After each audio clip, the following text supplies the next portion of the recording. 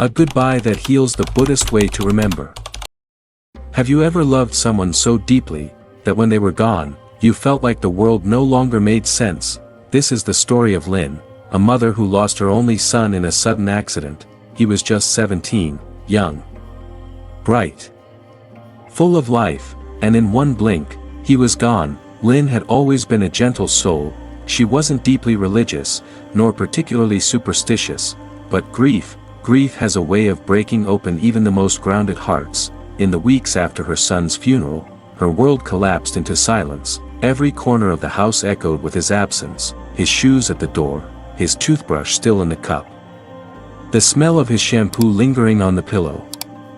But nothing prepared her for the nights, because every night, she dreamed of him, standing at the edge of her bed, smiling, reaching out, saying nothing.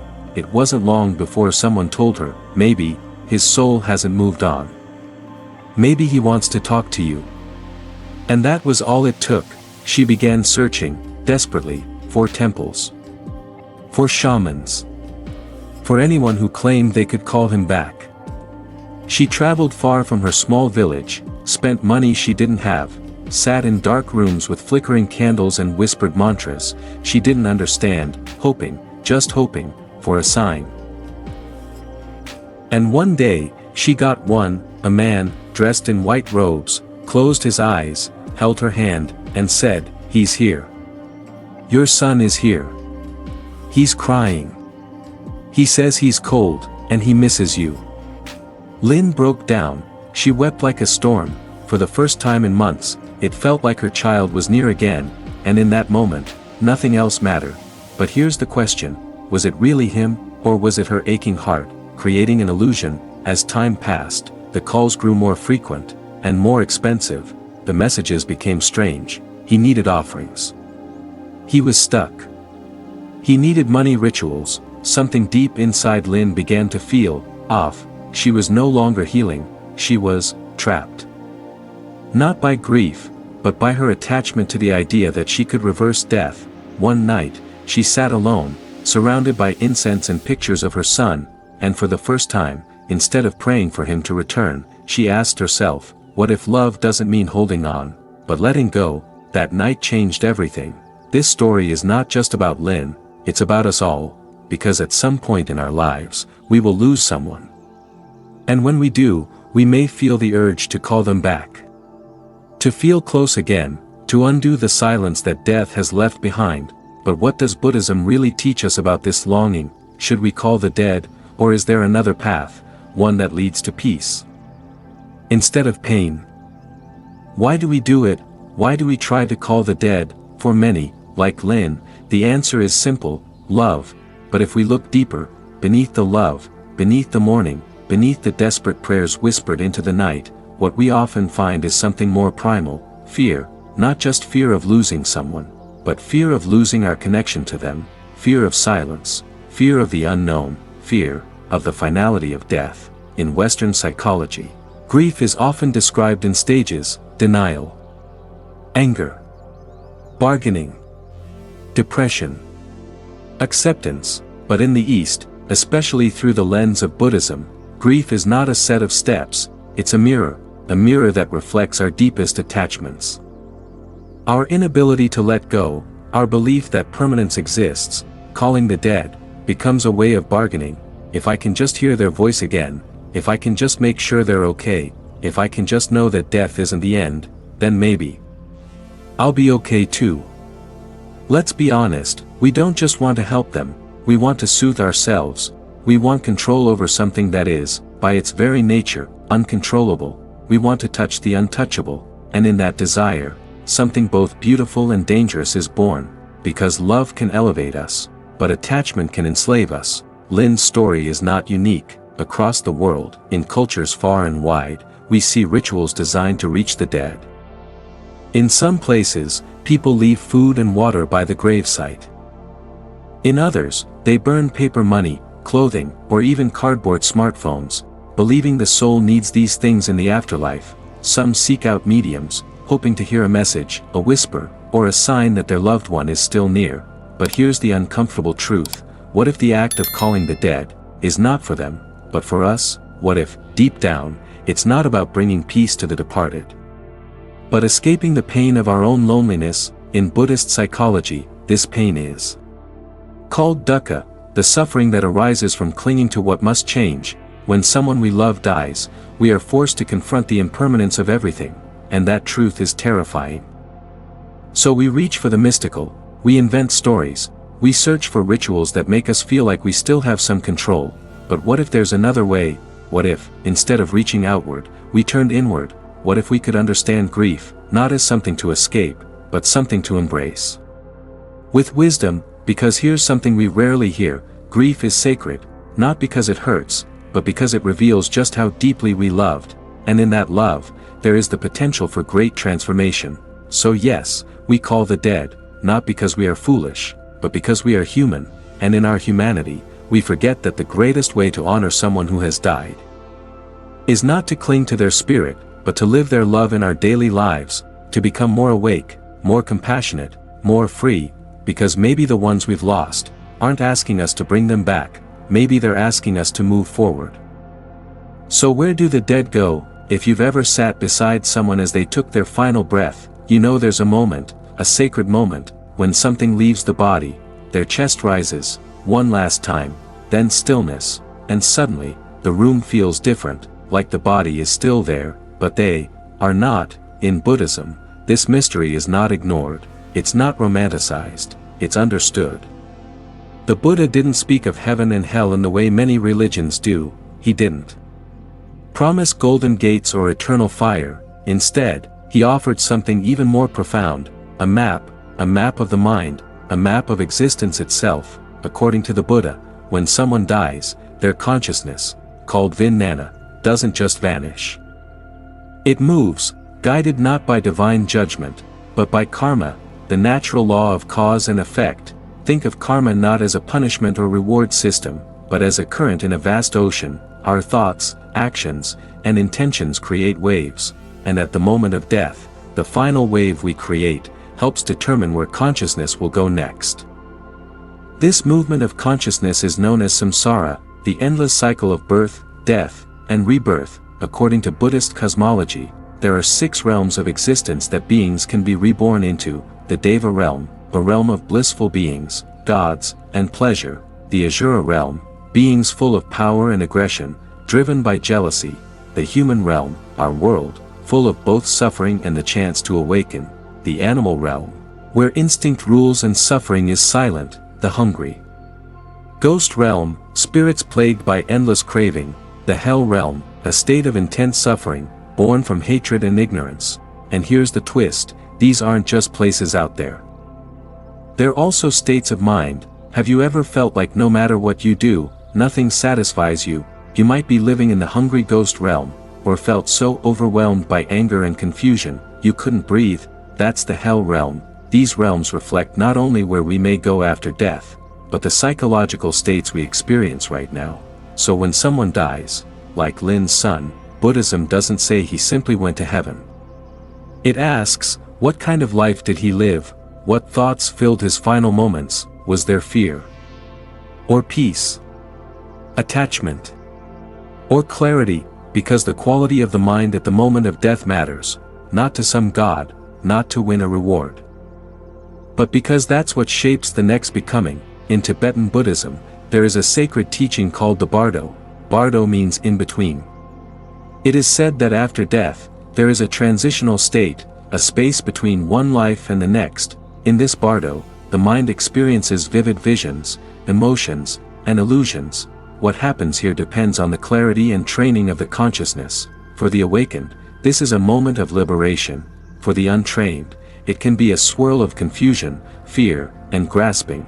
That's why Tibetan monks read the Bardo Thodol, known as the Tibetan Book of the Dead, to guide the soul through this journey, not because they're calling the spirit back, but because they're helping it move forward, with light. So, should we try to call back the dead? From a Buddhist perspective, the answer is not about superstition, it's about intention. If our prayers come from love and compassion, they can support a peaceful transition.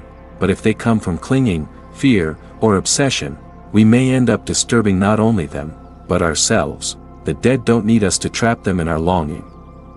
They need us to release them in love. And what about us? What does this understanding mean for those left behind? It means we have work to do, not to chase spirits, but to train our minds, to live with awareness, to act with kindness.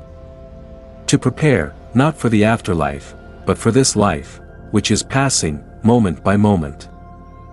But we must do them mindfully. When you place a bowl of rice on your ancestors' altar, ask yourself, is this an act of wisdom? Or a cry of desperation? When you burn incense, don't just ask the dead to come, ask yourself, am I ready to let go, with love? Because the most powerful offering is not food or flowers, it's merit. When you practice kindness, meditation, generosity, you can dedicate that energy to those who've passed, not to summon them back, but to help them forward. After Lin's son passed away, she did what many grieving mothers do in Asia. She lit incense, prepared her son's favorite meal, and whispered to the wind, "Come back, my child. Eat. Tell me you're okay." Some called it superstition, some called it devotion, but what does Buddhism really say about all this? Let's take a closer look. In many cultures influenced by Buddhism, Vietnamese, Chinese, Tibetan, Thai, you'll find similar practices, calling the spirit of the dead, offering food on anniversaries, burning joss paper and clothes, holding rituals for wandering ghosts. Are these part of Buddhist teachings? Or local traditions layered onto Buddhism? The answer is, both. You see, Buddhism has always had an open heart. It entered new lands not as a conqueror, but as a listener. When Buddhism reached ancient China, it didn't erase local ancestor worship, it gently embraced it and transformed it with mindfulness. One of the most famous Buddhist stories around these rituals comes from the Impermanence Sutra. It tells of Maudgalyana, Muk Kien Lin, one of the Buddha's closest disciples.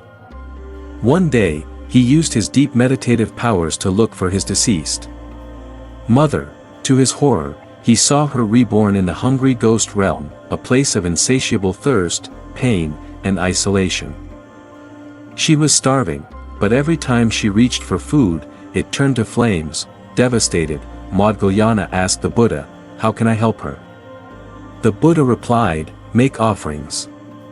Not just alone, but with the support of the whole Sangha." So on the 15th day of the 7th lunar month, Maudgalyana and the monks gathered to dedicate food, merit, and prayers to all beings in suffering realms, especially parents of 7 lifetimes. This day became known as Ulambana, or in Vietnam, Lo Vu Lan, a time to honor the dead, help wandering spirits, and express gratitude. So what does this mean? It means rituals like offering food or dedicating merit aren't about feeding ghosts or begging spirits to return. They're acts of compassionate intention. In Buddhism, intention is everything. When you prepare food, light incense, and bow with sincerity, you're not just performing a ritual, you're training your mind in letting go, gratitude, loving kindness, and non-attachment. But there's a line between compassion and attachment, between spiritual remembrance and emotional entanglement. Here's the danger. If we believe that calling the dead back will somehow undo death, we're not loving them, we're clinging to them, and in doing so, we may hold their spirit back from finding peace in the next life. Worse, we may trap ourselves in endless suffering. The Buddha taught, all compounded things are impermanent, they arise and they pass away. When we forget this truth, we suffer, but when we remember, we find peace, not in forgetting our loved ones, but in honoring them without grasping. So should we stop these rituals? No. One night, Lin dreamed of her son again, but this time, he didn't smile, his face was pale. His eyes were distant. She woke in cold sweat. Was it just a dream? Or a message? She rushed to the temple, breathless. "Master," she cried, "is he suffering? Can I help him? Or is it too late?" The monk sat in stillness, then answered with 5 quiet words, "Death ends life, not love." But what does that really mean? In Buddhism, when a being dies, the body perishes, but the mind stream continues. And what shapes this journey? Not gods, not fate, but karma, the law of moral cause and effect. Karma is not punishment, Karma is not reward, karma is memory, karma is momentum. Like a river shaped by every drop of rain, our every thought, word, and action create ripples that follow us beyond this life. So when someone dies, they're not gone, they're simply continuing a journey, shaped by the karmic seeds they planted. But here's the beautiful truth, the living and the dead are not separate. The Buddha taught, if you light a lamp for someone else, it will also brighten your path. This is the essence of dedicating merit. You can't erase someone's karma, but you can offer energy, goodness, virtue, like planting flowers along a difficult path. Imagine this, your loved one passed away with unresolved anger, their karmic winds pushed them towards suffering, but you live kindly. You meditate. You offer food to monks, and you dedicate all of it to them, with a pure heart. It's like lighting lanterns in the dark, not to carry their burden, but to illuminate their road. So how do you really help the dead? Not by calling their name again and again, begging them to return, not by trapping their spirit in endless ceremonies of fear and guilt, but by walking the path they couldn't finish. If they were unkind, you be kind. If they were lost in desire, you learn contentment. If they died in regret, you live with mindfulness. Every virtue you embody becomes a ripple that reaches them. That's true filial piety, not weeping at the grave, but transforming sorrow into practice. In the Sigalovada Sutta, the Buddha told a householder, children can repay their parents not with gold, but by establishing them in Dhamma, generosity, virtue, and wisdom. So if your mother passed with fear in her eyes, give her peace through your meditation. If your father died full of pride, humble yourself in daily service. They may not hear your voice, but they feel the merit, because the energy of your actions doesn't die, it moves. It flows. It reaches, and what if you don't know where they are now, in Buddhist cosmology? After death, beings may be reborn in human realm, animal realm, ghost realm, hell realms, heaven realms, or even higher for those enlightened, but wherever they are, your dedication can still bear fruit, because merit is like sunlight, it shines wherever there's openness to receive it. Let us return to Lin. She no longer dreams of her son every night, but now, when she does, his face is calm. His eyes warm. And every month, on the full moon, she doesn't burn clothes or beg for signs, she simply lights one candle, and sits in meditation, not asking him to return, but silently whispering, "May you be free, may I walk this life in your honor." That's not superstition, that's awakening through grief. There's a quiet pain that lingers long after someone is gone. It's not the pain of the funeral, or the empty chair, or even the scent of their clothes. It's the pain of believing that if we let go, we are somehow betraying them. Lynn struggled with this for months. Every time she tried to stop crying, she felt guilty. Every time she smiled, she wondered, is it too soon? Am I forgetting him? She carried his memory like a stone in her chest, a sacred stone, heavy, unmovable, and she believed that if she ever put it down, she would be a bad mother. But then, one day, something shifted. She was sweeping the temple courtyard, a soft wind moved through the trees. She looked up at the clouds drifting across the sky, and a simple truth arrived in her heart. Love doesn't mean holding on, love means wishing peace, even if that peace is found in letting go. In Buddhism, the heart of the path is non-attachment.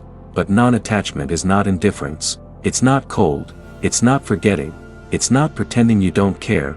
Non-attachment is loving fully, without chains. It's the kind of love that says, I see your pain, I honor your journey, and I will not pull you back just to ease my own loneliness. Think of a butterfly landing on your palm. You don't grab it, you don't trap it, you simply watch, and let it go when it's ready. That's true love, that's true freedom. So why is letting go so hard? Because we've been taught that love means permanence, that if we stop feeling the pain, we stop honoring the person. But the Buddha taught us something radically different. Whatever is born, will die, whatever is gathered, will disperse, whatever is loved, will be lost. This is not a cruel truth, it's a liberating one, because in accepting impermanence, we discover that love is not destroyed by time, only clinging is. The greatest act of love is not holding someone close, but allowing them to move on, to say in your heart, I don't need you to return. I don't need you to speak through dreams or rituals. I simply carry you, lightly. In every breath I take.